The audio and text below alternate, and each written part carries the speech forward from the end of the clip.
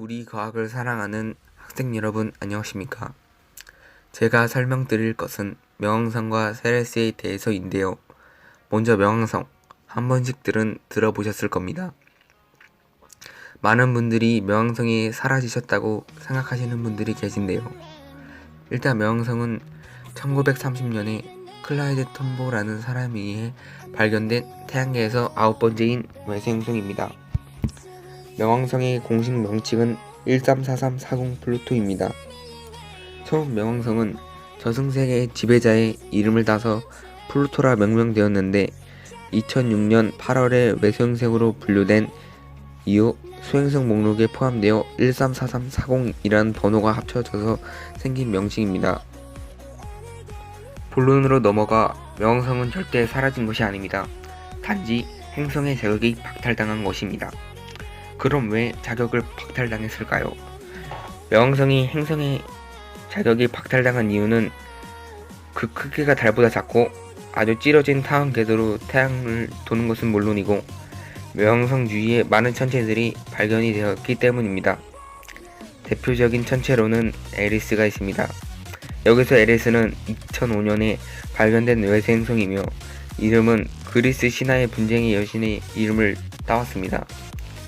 당시 에리스를 발견한 미국 캘리포니아 공대 마이클 브라운 교수는 에리스가 명왕성보다 25% 더 큰 것을 확인한 후 명왕성에 이어 미국인이 발견한 두 번째 행성이 되길 바라며 에리스를 태양계 10번째 행성이라고 주장하였습니다. 하지만 명왕성과 같이 영국 제천문맹은 2006년 8월 총회를 열어 전세계 천문학자들이 토론을 벌인 끝에 에리스를 행성이 아니라 외소행성이라고 결론지었습니다. 때문에 명왕성도 에리스와 같이 이때 외소행성으로 분류되었습니다. 그리하여 2006년에 행성의 정의를 내린 내용은 크게 4가지였는데요. 첫째는 태양을 중심으로 공전을 하는 천체여만 한다. 둘째, 충분히 둥근 형태를 가지고 있어야만 한다. 셋째, 자신의 궤도에 다른 천체들을 밀어내거나 자신의 위성으로 만들어야 한다. 마지막 넷째는 다른 행성의 위성이 아니어야 한다. 이에 명왕성은 조건 3을 충족시키지 못하여 외소행성으로 분류가 되었습니다. 이 조건 3을 충족시키지 못한 이유로 카론이라는 행성이 문제가 되는데요.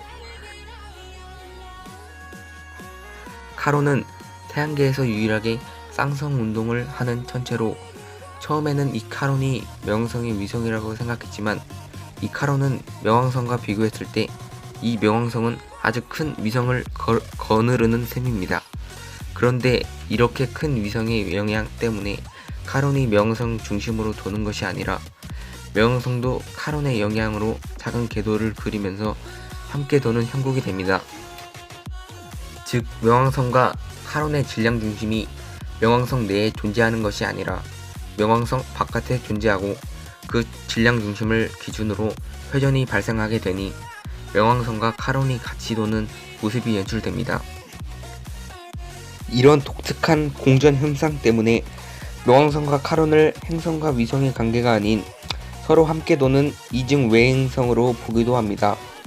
그리하여 명왕성이 공전 궤도는 불규칙해져 조건 3인 자신의 궤도에 다른 천체들을 밀어내거나 자신의 위성으로 만들어야 한다 해서 명왕성은 카론을 자신의 위성으로 만들지 못하여 행성의 자격이 박탈당한 것입니다. 지금까지 명왕성 이외의 태양계 행성 조건이 박탈된 이유를 알아보았는데요. 지금부터는 명왕성의 특징을 알아보겠습니다. 명왕성의 지름은 2344km이고 사전 주기는 6일 9시간 18분, 공전 주기는 247.7년, 위성은 카론입니다. 중력은 지구의 약 7% 정도이고 명왕성이 태양으로부터의 거리는 가까울 때는 44억 3천만 km, 멀 때는 73억 7천만 km입니다. 그 이유는 명왕성의 궤도는 조금 찌그러져 있기 때문입니다. 또 다른 명왕성의 특징은요, 대기가 특이한데요. 명왕성의 대기는 태양열에 의해 천체 표면의 물질들이 기하여 대기가 형성된 것으로 추정되며 대기의 구성 성분은 질소와 다수이며 메테인, 일산화탄소 등으로 구성된 대기층은 매우 얇아서 기압은 지구의 70만에서 10만 분의 1 수준으로 지구의 대기와 비교하면 밀도가 매우 희박합니다. 지금까지 명왕성에 대한 설명이었고요. 이어서 세레스에 대해 알아보도록 하겠습니다. 세레스는 태양계의 외행성으로 공식 명칭은 1세레스로 가장 처음 발견된 소행성체이므로 식별번호 1번입니다. 이름의 유래는 로마 신화에서 농사와 곡식을 주관하는 여신인 케레스에서 이름을 따왔습니다. 이 세레스라는 행성은 소행성대 전체 질량의 31%, 거의 3분의 1 가까이 차지할 정도로 소행성대 천체들 중 가장 큽니다. 이 세레스에는 한국어 명칭의 무언가가 있는데요. 그것은 세레스에 있는 크레이터의 명칭 중에 자청배라고 하는 것입니다. 이 이름이 된 계기는 제주도의 지방신으로 농업을 담당한다고 합니다. 근데 세레스는 농업을 주관하는 여신으로 농업신인 세레스와 의미가 맞아서 이례적으로 세레스의 지명으로 선택되었습니다. 이 세레스는 나중에 굉장히 중요한 행성이 될 것이라고 생각합니다. 왜냐하면 화성과 목성 사이의 중간 거리를 메우는 위치에 있다는 점 때문에 일부 과학자들은 나중에 행성 간 항해가 자유로워지는 시기가 오게 된다면 이 천체에 반드시 우주 정거장이 필요하다는 주장을 하기 때문입니다.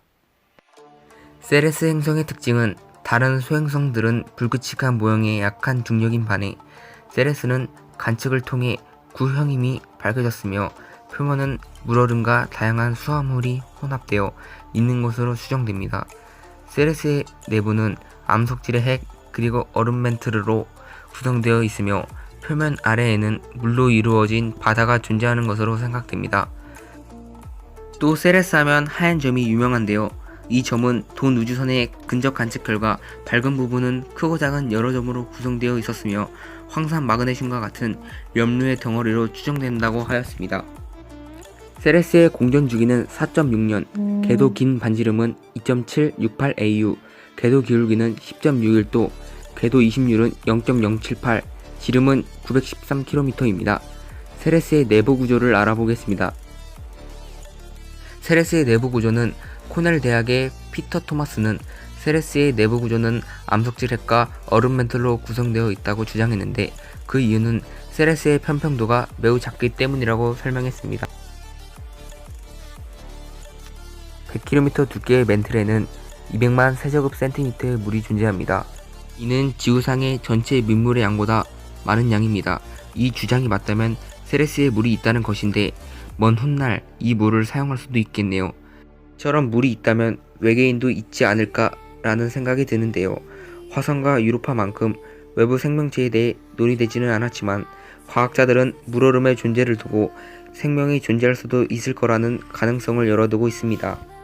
이 말을 들으니 외계인을 만날 날은 별로 멀지 않을 것 같다는 생각이 듭니다.